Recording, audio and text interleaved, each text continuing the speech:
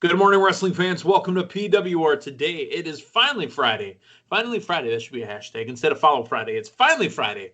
It's June 4th, 2021. The man they call Meathead, joined once again, this time on a Friday, by the lovely Linda Kay. Good morning, Linda. Good morning, TGIF. TGIF. I believe that was a series of television shows that were on the American Broadcasting Channel. Oh, yeah. So many good ones. Full House, Family Matters, Step by Step, Sister, Sister. I believe Hanging with Mr. Cooper also. Let's name a few. Mr. Cooper.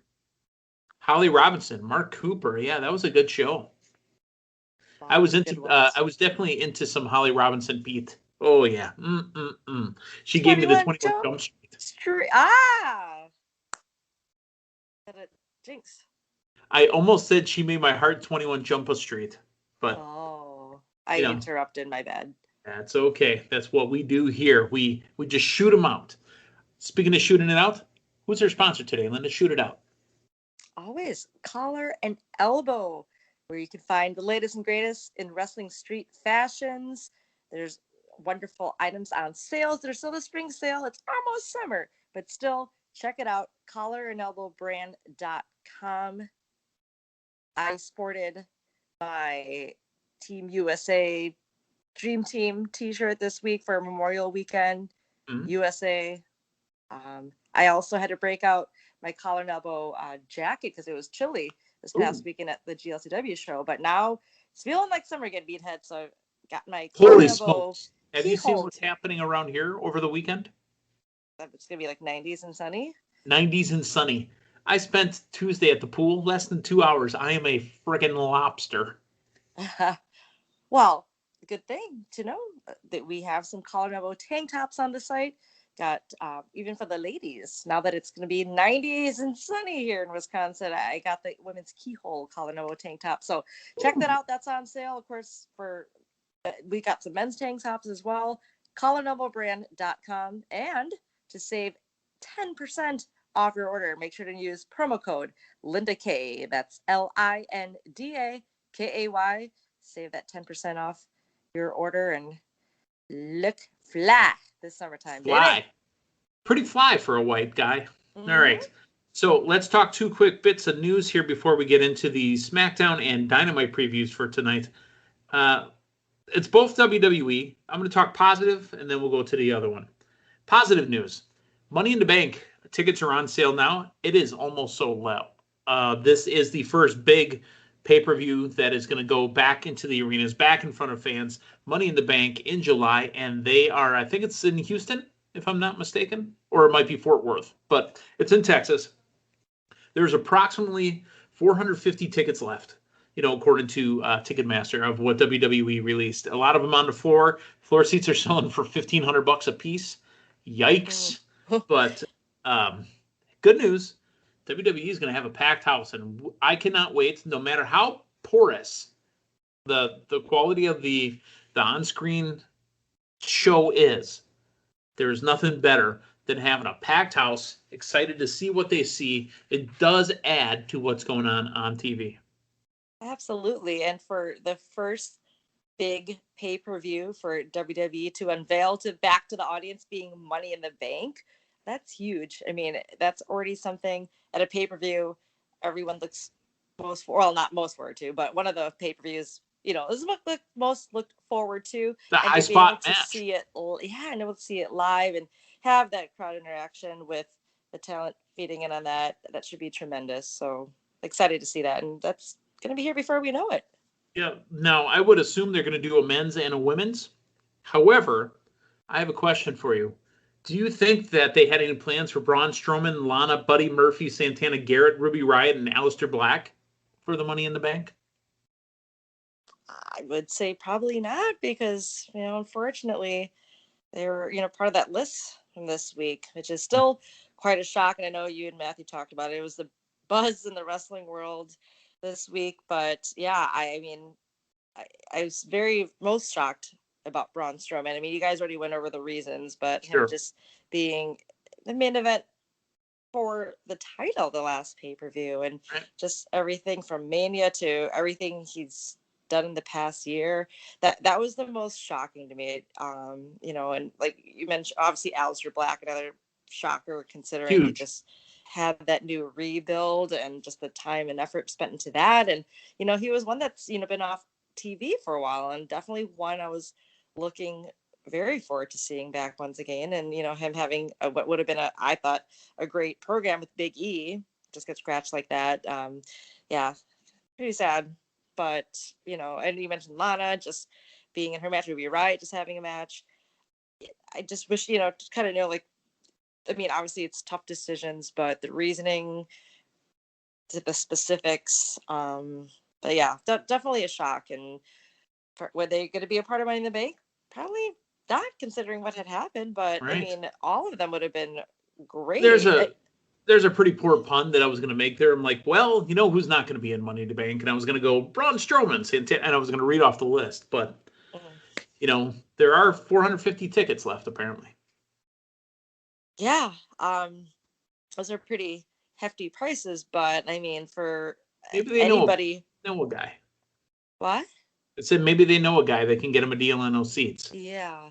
But for a lot of us who haven't been to a live event, or not just for wrestling, but concerts, sports, Right. like basketball, baseball, you're just itching to get back, and perhaps it's something you've saved up for. And if it's coming to your city or within close travel distance, I mean, you might just make that call and just head on out. Like David Gruber says, one call and that's all. Mm-hmm. Who's also not a sponsor, but we got to get Dave on the phone too. So yes.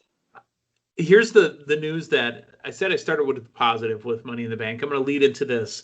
Linda, you've worked for corporations before. I work for a very big corporation right now, which we're not going to mention here, but there is usually a disconnect the bigger you get, right? From the worker bees, quote unquote, to the office. Mm-hmm. They talk about, even back in the days, 20, 30, 40, 50 years ago, you hear guys like Kevin Nash and Scott Hall talk about the office back in Atlanta, or the office back in, New York, or, Stanford or whatever. They talk about the guys in the office. Hey, I'm getting called to the office. They want to come talk to me.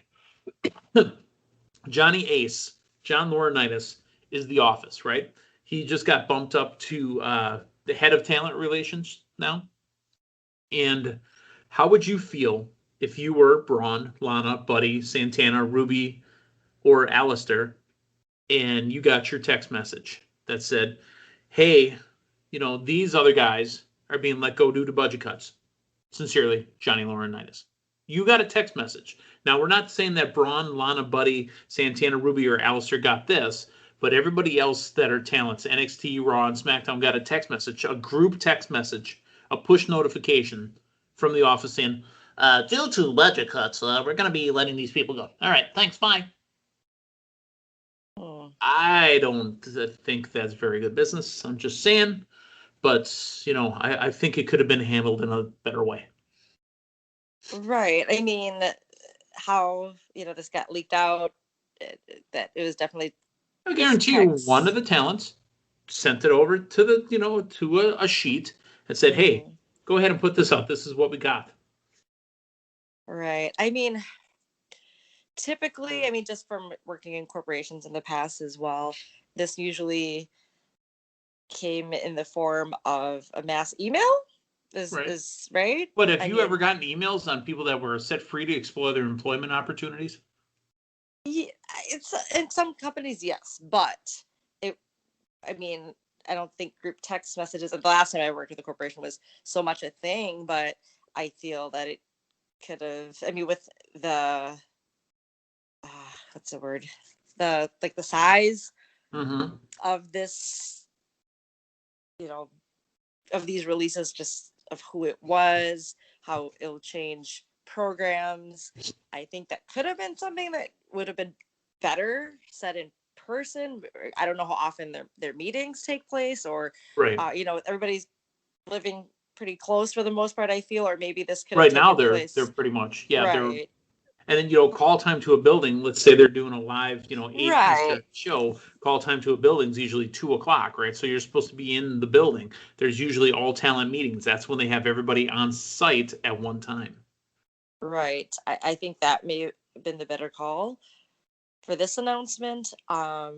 Sure, but the text, something with the text, yeah. Group text just seems something that is more so for like funny ha-has or just like quick, urgent messages. Where this was a huge, huge announcement affecting not just the company as a whole, but some of the talent still there.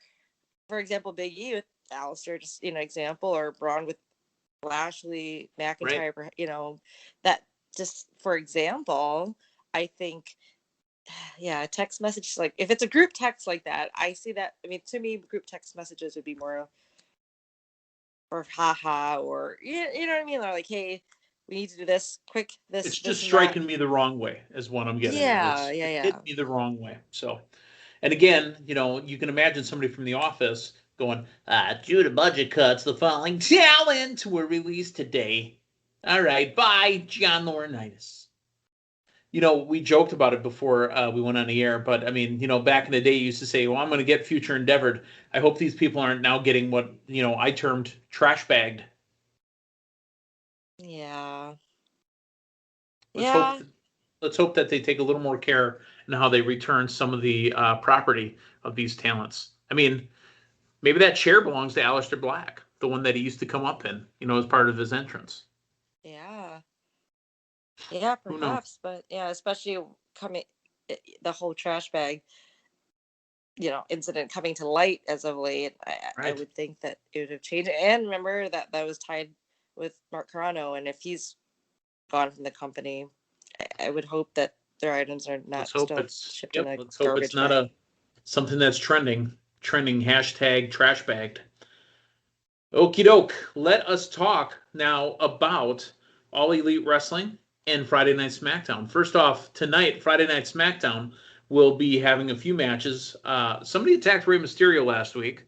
Plus, we are going to have a tag team title match. It's going to be the Usos taking on Rey and Dominic, the first ever father and son tag team champions. Plus, Kevin Owens to challenge Apollo Crews with Commander Aziz, barred from ringside. Now, we went off the air last week with SmackDown and Roman in the ear of Jimmy saying, well, that's cute and all. I mean, you've got this nice tag team title match, but how does it help us? How does it help me? Your thoughts first on the head of the table and what's going on with his family. Well, it was nice to see Jimmy Uso back and hyped up, ready to get back in the ring with his brother and have the first tag match in a long time. But obviously, you see Jey Uso's face every time they show Jimmy all excited and happy about them being back as a tag team, and something's going down because he should be just as happy, but instead he's got something in the back of his mind. He doesn't seem like he's down since day one-ish. Yes, absolutely. And I gotta believe that's got something to do with head of table. Jay's still very loyal to Roman Reigns, and he's the right-hand man. Yeah. And then Jimmy's t-shirt said, nobody's bitch. Bitch, yeah. But that shirt blew me away when I saw that. He came out the next week and said, nobody's bitch. I'm like, damn. Damn. Right. I mean, last week on SmackDown, Usos had a tremendous match. We saw Jay helping out his brother by pulling him out of the ring. So it seemed things could be gelling well again, if you will, with the Usos. But when they were backstage with Adam Pearce and talking about how they get their title match, again, Jay just having that look on his face. I can't quite put my finger on it quite yet, but considering Roman Reigns not being too happy with Jimmy Uso's actions as of late, or so it appears, he's not quite pleased with his cousin's actions. Right. It's like he's going to send his food back to the kitchen. That's the look he's got. He's like, that's not what I ordered. I mean, he even said to them, you're going to need luck.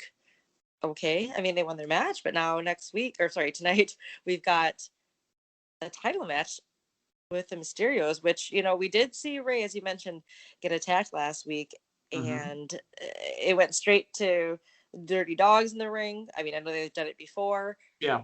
But perhaps it could have been somebody named Roman Reigns, or maybe it was one of the Usos, that could play into the match for tonight. That could be it. to go back to a time where I think I was sitting with Damien the whole night, then we went to go see a SmackDown. Do you remember the feud between Chavo Guerrero, and Rey Mysterio, where Chavo finally turned on Rey, tied up his leg in like the truss on the stage, and just kept hitting it with a chair over and over, and kept hitting his knee? Ugh. I feel bad about it now, but there was a kid in front of me that was yelling, "Chavo, stop it, stop it," and he had to be 10, 11. Oh. And every time Chavo hit Rey, I'd yell, "Booyaka!" Do it again, "Booyaka!" I felt bad. I mean, it was pretty funny to me, but yeah, I mean, we knew that. Yeah, well, hey, they're doing their thing. If you've got anybody emotionally invested into what you're doing, yeah, you're doing a tremendous job. Yeah, but that poor kid, I shouldn't have done that. It was pretty funny though, and I might have had a couple in me. I don't know. Well, And plus, honestly, I'm a Chavito fan. Uncle Eddie, I'm ready. Oh man, I miss Chavo and Pepe from WCW days. Oh, that was the day. Eddie Guerrero is my favorite wrestler. Was a T-shirt I absolutely loved. Do you remember the T-shirt? For you, like I'm picturing Latino Heat, but No. WCW. Eddie Guerrero was my favorite wrestler. Was the T-shirt that Chavo was selling? It literally said on the front, "Eddie Guerrero was my favorite wrestler." And Chavo used to kind of creep around, kind of like he was, being very, very quiet. He was hunting for rabbits. Mm-hmm. So he'd creep around, "Uncle Eddie, I'm ready." And then, he used to call him Chavito. So, okay. That is SmackDown. I want to get into real quick what's going on Dynamite tonight. We got a lot of action going on Dynamite tonight. We have a bull rope match. Nick Comoroto taking on Dustin Rhodes in a bull rope match. This is not a personal slight in any way, but just looking at the promo picture of Nick Comoroto, that bull rope is appropriate because I feel like he should be roped because he looks like a beast. He is a beast. Yeah, he's got a great look to him. I mean, his wrestling is what it is. I mean, it'll get better and better, but I mean, he knows what he's doing with all that massive amount of hair that he's got everywhere. You know who he kind of reminds me of?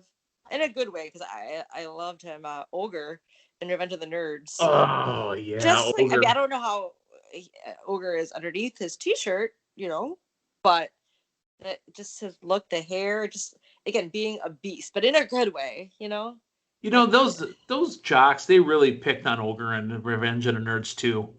Was not happy about that.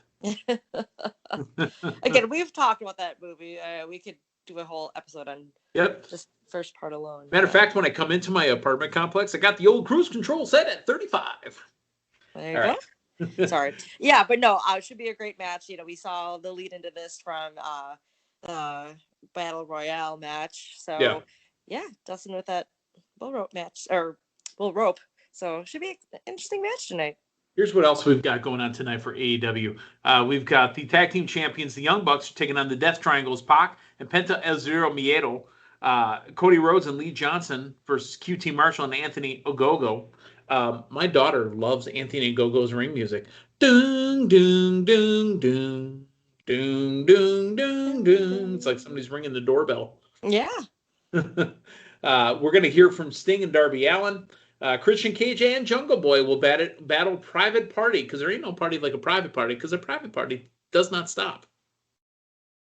There is also going to be a celebration for Britt Baker, DMD, the new women's champion, and we will hear from the world's strongest man, Mark Henry. That's a packed show. Absolutely.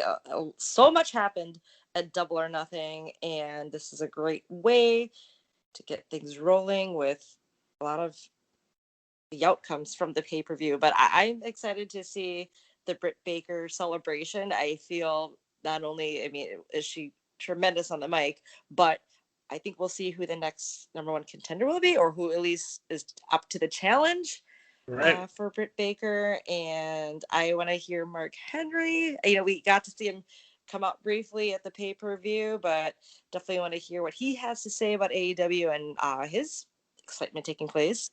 We had news on Mark Henry a few months ago that Mark Henry had dropped like 50, 60 pounds and was trying to get into shape for another match. Does Mark Henry get another match in AEW.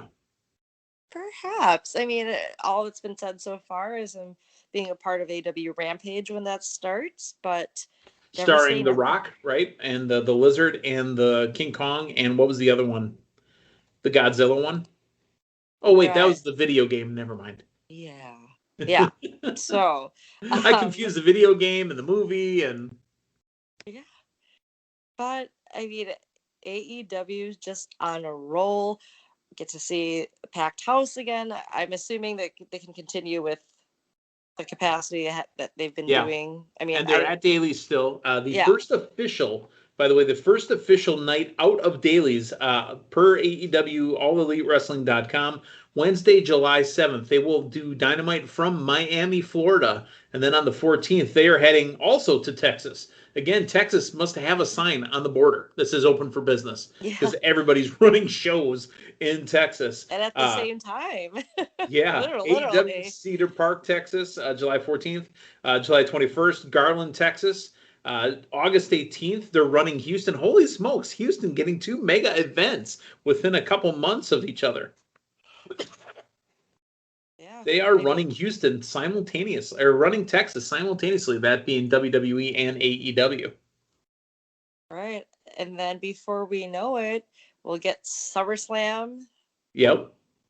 SummerSlam's location has not been announced. Yeah, I was just going to say, But we hear from Alerta Birdie.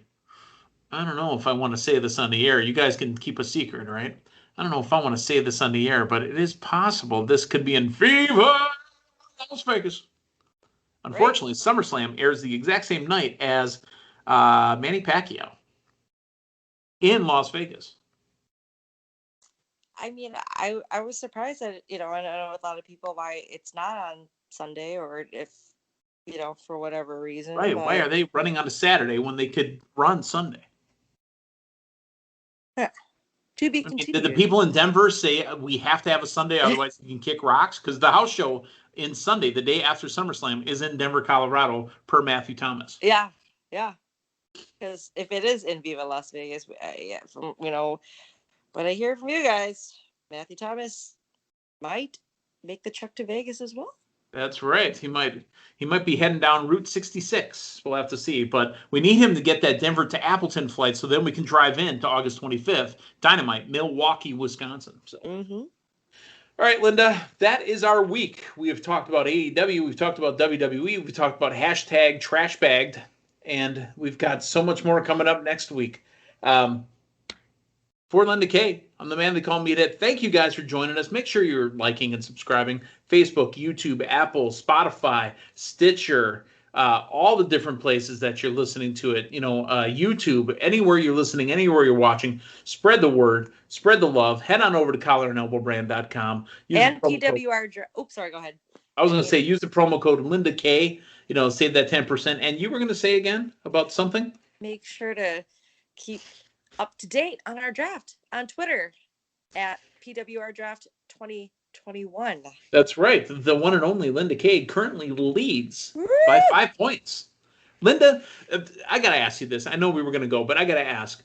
Having looked at the rear ends of all of us all year long last year, what is it like to be the lead dog? Feels great to be on top, baby. That's right. Because if you're not in the lead, the view never changes. Right. Well, we'll see how that goes. Enjoy your time in first place. We've got In Your House next week. We'll see how things work out. I might have to take this draft to the moon. For Linda Kay, I'm the man they call Meathead. Thanks for stopping by. So long, everyone.